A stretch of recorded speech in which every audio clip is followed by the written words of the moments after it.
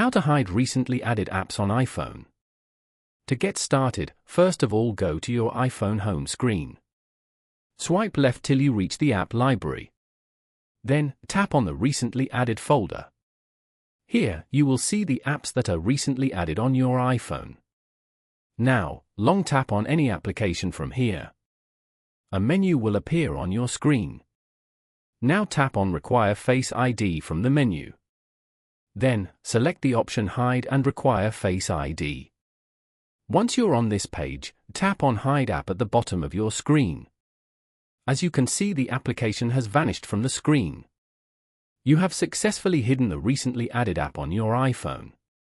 So by following these simple steps, you can easily hide recently added apps on your iPhone. Thank you for watching. Please leave a like if this tutorial helped you, or leave a comment below if you have any questions related to the video.